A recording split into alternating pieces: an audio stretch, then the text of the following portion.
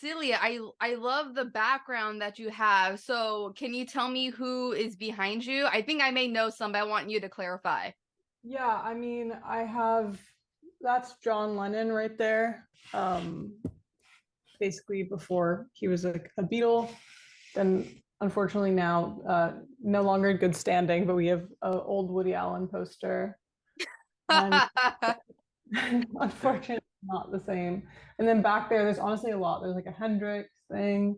There's like an Eagles poster. I guess also you have a ton of posters in your I do. Yes, I have to, be colorful with my music taste. And these are most posters I gotten from a lot of concerts. So, and I'm going to save that question towards the end. But Celia, thank you so much for joining my Women in Media podcast. for having me. I'm really excited to be here. So I see, again, you show me these like wonderful art pieces of yours. I'm just curious, are there any female musicians that inspire you? Oh yeah, I would say probably right now, like that is the pinnacle of my inspiration. I'm a really big Bjork fan, Kate Bush, Rosalia through and through. When I was growing up, I was really inspired by, a lot of older music. So the 70s singer-songwriter movement, I loved Carole King, Joni Mitchell. Yeah, honestly, women are a massive inspiration to me. Right. Yeah. Like women really hold the power. And I love that you cited some folk artists too, because I do hear some folktronica on your album. And I think you're from New York. I went to New York a few years ago, but when I do revisit, are there any good food places you recommend me visit, like checking out? Oh my gosh. I love food. So it really depends what kind of food are you into? Italian. Oh my God. Okay. Um, oh gosh, there's a few places. Depends the price range, depends the vibe. There's this place, Cafe Altro Paradiso, that has very good pasta. Via Carota is really good. Um, I like Il Asanello. It's honestly, it depends. There's also like random mom and pop places that you kind of just stumble upon that are very good. I So love how you pronunciate because I'm not gonna dare try to do it. okay, you can do it. It doesn't matter. I'm a Hispanic who can't even roll my R. So Oh no. but Okay. I want to thank your publicist Bobby, Jenny, Monty for introducing me to your music. I heard Studio Rat. I was like, wow, this is amazing. Mont Street too. Who were some artists that you got introduced to by someone else? Ooh, I mean, I feel like a lot of music like is just through like sharing it in like a communal space. I feel like maybe the majority of the music that I've listened to growing up, I was introduced to by other people. I think that there are some artists obviously that I've stumbled upon on my own, um, just through, when I was like younger, just like literally it sounds very old fashioned, but just like going to the record store and like sifting through vinyl. But I think that like I would say the majority of the music that I've found through my community, through my friends, through passing by and hearing a song playing and asking somebody what that is. I think it's like music is so communal like that. So, Yeah, I mean, I think the records stores are the best place. Other than Spotify, me, I would go on YouTube like a just deep rabbit hole, and then watching a show. I'm like, wait, like what song is this? And then going through their discography, yeah, and then becoming a huge new fan. And I know that your parents have been really close to you, have been your biggest supporters, and they've done some photo work, some directing on your music videos and other content as well.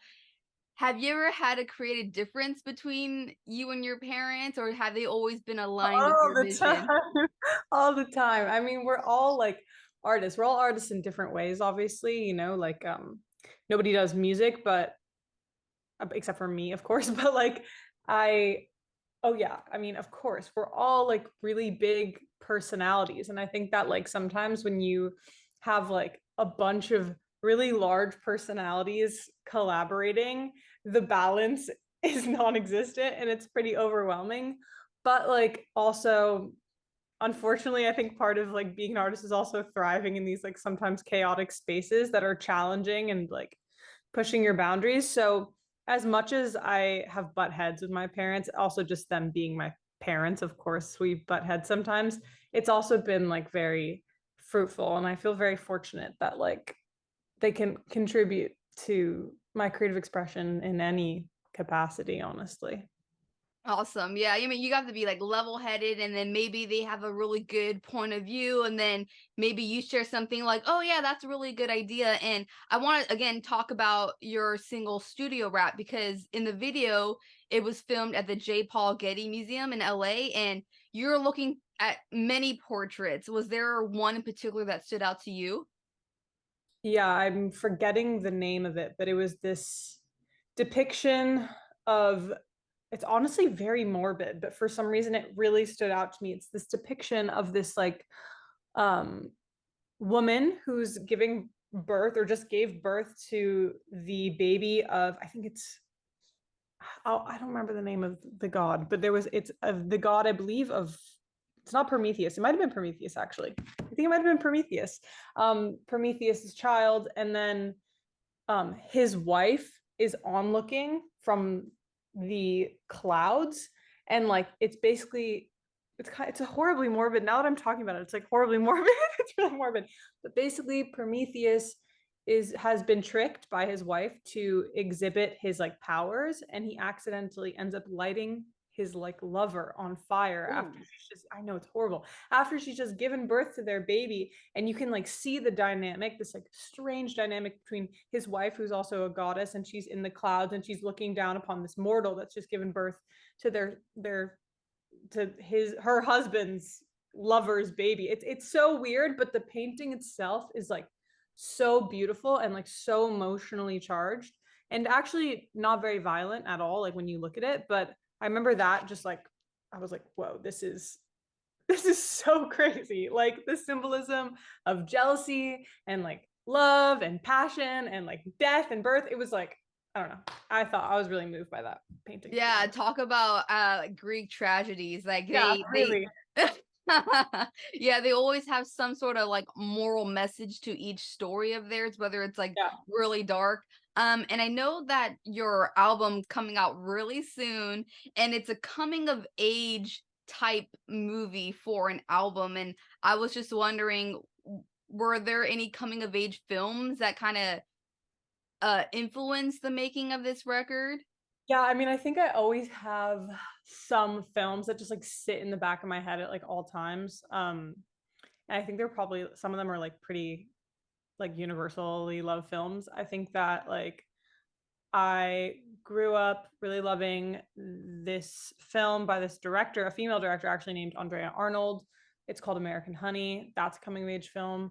Also, I really like the Wes Anderson movie Rushmore, which is like, I feel like kind of sometimes an unpopular favorite, but I just like love it. I feel like that's such a good like kind of like a coming of age story.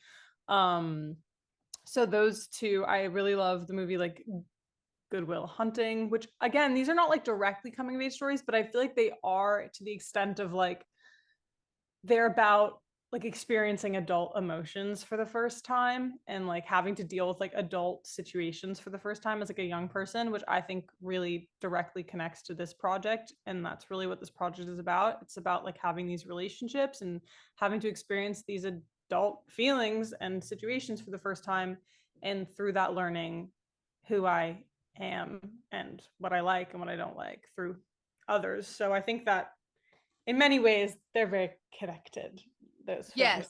Yeah, we definitely hear those themes in Complete a Box, and I was just, like, looking at the initials, and for a while you were going by the stage name Sib, Yeah. now you're going by your actual name. Was Yeah. there a reason for that? Yeah, I feel like I, for a long time, like I needed to allow myself to enter like a new frame of like creative expression, and I felt very like tied down by like the weight of my childhood and just like everything in general, and I felt like I needed to like give myself a creative like, I don't know, like leeway to be able to explore in a new way. And I decided to like go by my initials for a little bit, and that's kind of exactly what it did. Like it offered me almost like this space to actually tap like deeper into myself and into like my authenticity, which in the beginning my name felt too heavy. But then once I was able to do that, I really realized like the importance and the value of like where I came from and like my heritage and my family and my lineage, and my name is so deeply associated with that. And I just thought that the only way to like really show up fully as like myself and the artist that I am is to just like own who I am fully, which means going by my birth given name. So that's why I went back to it.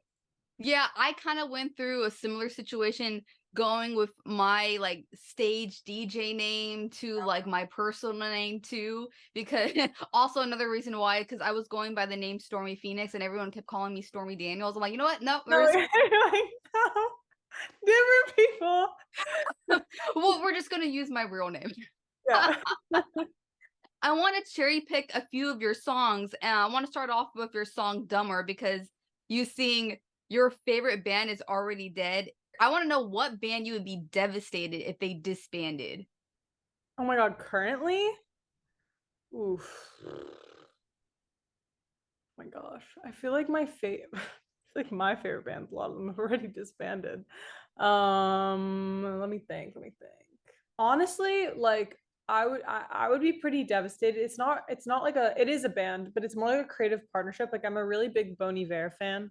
And I think that like if like that community of people started no longer making music together, it's kind of hard to like say if it's a band or not because it's kind of confusing collective. But like if that was no longer in existence, I would be pretty devastated by that. Again, we're hearing these mature themes. You talking about like toxic relationships out there, and not just like a romantic way, but it could also be seen in friendships. When do you cross the line? We're like, okay, you've crossed the boundary. We need to like end this friendship.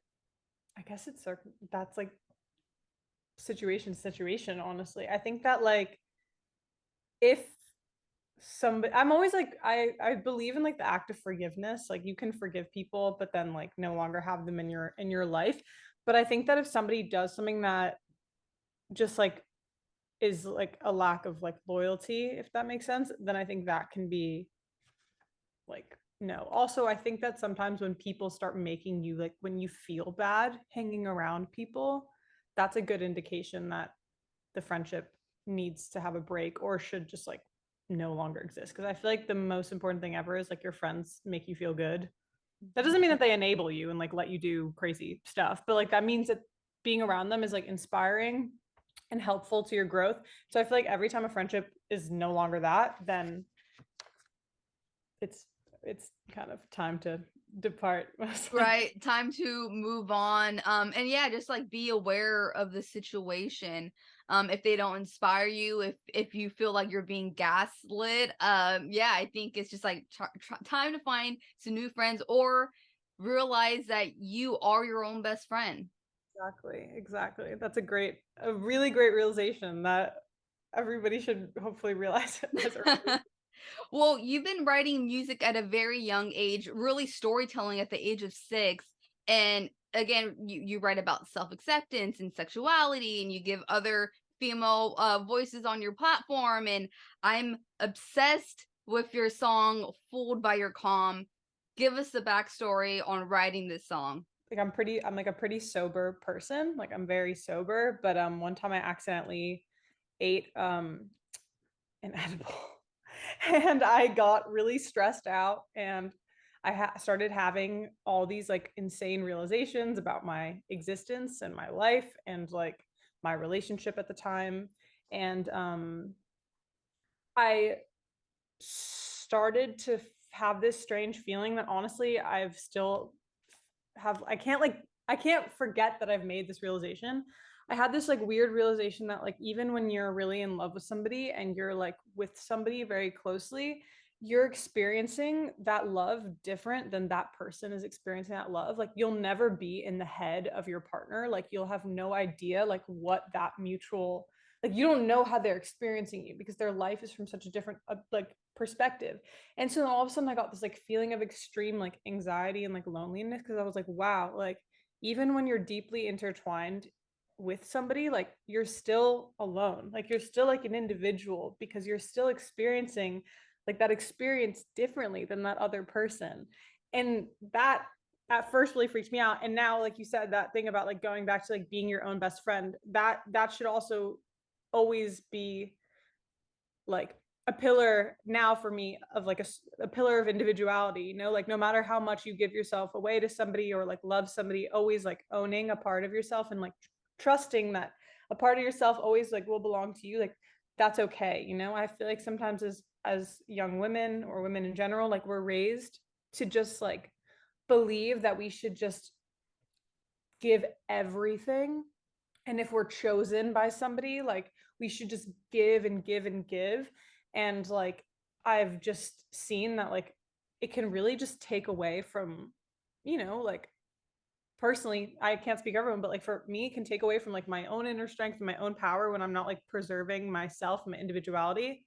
But that song was that turning point for me of that realization where I'm like, wow, like no matter how much I give to this person, like I'm still left with me in the end of the day, you know, like, so what does that mean for me? You know, like, what does that mean to be left with yourself? It's like, it's a scary thought when you're in love with somebody, but it's like an important thought, I think, to have, honestly. I think everyone has had that same thought before, and it's crazy. I'm glad that you told me the full story on that song because that's so much for like a 3-minute song. Yeah, I'm like, I don't know if it comes across that way, but you know, I did my best. And then your song Mod Street, the line that really like hits and triggers me the most is, you know, do I feel like I'm wasting my life? Have you ever felt that way? Well, yes, I have. I mean, yeah, I don't know. Like, I feel like as a person, maybe all of us, like, we have like, there's so much like good and like lightness to our lives. And then, like, you know, the opposite of that is like the heaviness and like the questioning of existence that comes. And like, when you feel very deeply and when you experience life very fully, you're going to experience both things, like both sides of the coin very fully. And, you know, when I wrote that song, I was going through a period of my life where I was like waking up in the morning and I was like really just like questioning pretty much like everything about my existence, like questioning like the person I am, questioning the person I want to be, questioning the things that I want to do with my life. And there are times, I think, which I think, by the way, I think is a totally normal and healthy and fine feeling to experience, where like life feels really confusing and honestly kind of meaningless at times. But the beauty of it is that you get to assign meaning to your life. You know what I mean? And I feel like during that period of time, I didn't understand that concept yet. You know, I didn't understand the meaningfulness, and it comes from like your decision to make it meaningful. Um, but yeah, that came from a place of like real confusion and dread. And again, like I said, totally normal dread. I think it's confusing. It's really confusing to be like a person. Like it is, it's really confusing. There's a lot of like things to ponder and think about, especially nowadays. Like I feel like things are really complicated, and so yeah, I don't know, I wanted to hold space for that feeling. It feels like you went through a lot and you're so young. I believe you're like younger than me, but but like going through all these like adult themes and all these emotions, and you write it so beautifully on this record that is coming out later this month. So are we going to see like an upcoming tour? Gosh, I would love to do that. I mean, we're planning on doing a bunch of little shows here and there, but honestly, everything is so up in the air. It really just depends on how the record is taken in, if people like it and listen to it, and you know, if people want those shows. Ultimately, you know, doing the most I can of mine. I really love performing. Like I really love performing live. I think it's actually like one of my favorite parts of just like the music creating process, because I really love to like just express the songs in like their original form, and then also meeting the people that I get to meet like at shows is like my favorite thing. So truthfully, I'll stay tuned for that, but I really hope so. Let's pray and cross fingers that that's the case. Well, you definitely are a natural performer because based on my research, I did see that you were a contestant on The Voice. And I want to say, were there any takeaways that you learned out of that experience that's shaped you now? Yeah, I feel like for a while it was like I kind of was like, I need to like get away from that situation and just be like an artist and whatever. But I think that now looking back, I'm really grateful that I got to do that because first of all, it was like a crash course in live performance. I mean, the the pressure of those circumstances is quite intense, and you go from, not really ever having any pressure on you to then like all of a sudden having like extreme amount of pressure on you. But if anything, it taught me that like through and through, like I can do it, and I still want to do it, and I still love doing it, like no matter what the circumstances are. That show is also interesting because it's a competition show. So unlike, I mean, artists get a lot of criticism in general, like being a public person that puts things out into the world, it's like always going to be met with like criticism and positivity. But I think on that show, because it is like a competition show, it's always met with like critique, whether it be like positive or negative. So I think that I had to learn pretty early on, like in that experience, that what people say and write about you, good or bad, shouldn't be taken so closely to heart because it can really shape your perception of yourself. And I feel like you must have like a strong pillar of identity outside of like what other people say about you. And I feel like if I'm fortunate enough to keep, doing this with my life and keep growing as an artist, that lesson is a lesson I'm going to need to have in my back pocket. So I think that that's one of the biggest things I'm most grateful for, honestly.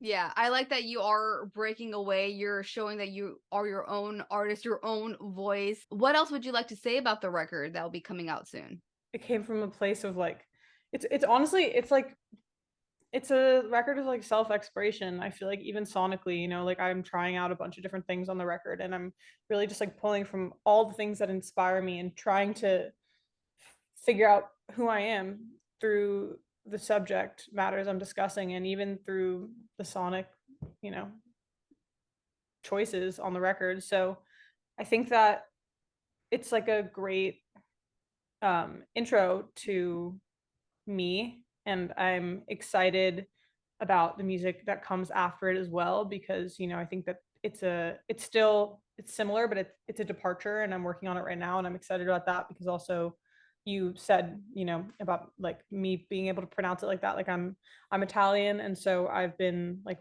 also exploring that side of my artistry, which has been really cool and exciting, and I'm excited to share that with the world. And yeah, I don't know, but I feel good about this record. I feel like it's just me really honoring the person that I was, and like the girl that made this record was like like you said, like kind of like going through a lot, and you know, I just want to honor that and celebrate that, and yeah, and share it with the world, and hopefully it's loved and received. And if it is, I'm very grateful, and if it's not, then I'm still glad I did it. So Yeah, right. And I mean, that's why when Bobby and Jenny sent me your single Studio Rat, and I'm like, oh, this is really intense.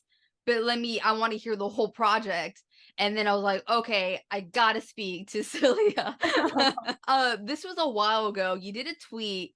Have you learned how to line dance? wait, that's so funny. I'm like, I forget that like Twitter is like a public platform like Or that. I should say X. Yeah, right. Okay, X.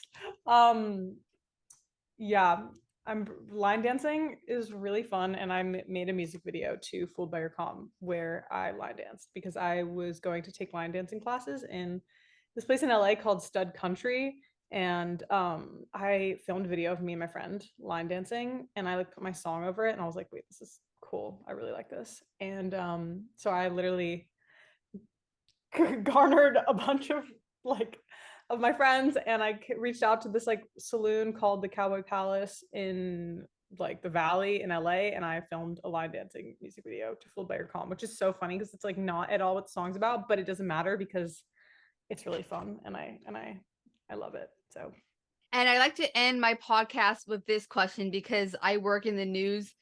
If you could come up with a news headline, what would it be? it would have something to do with like looking up from your phone. It would be like look up from your phone colon something, some like current event that's happening right now in the world, or like something about like contributing to like society in like a real way, which I'm honestly also like totally a victim of. Like I feel like anything like look up from your phone blank is going on. look up from your phone because Celia just dropped an amazing Freedom record. waltz. Thank you. Yeah, exactly. That's my news headline.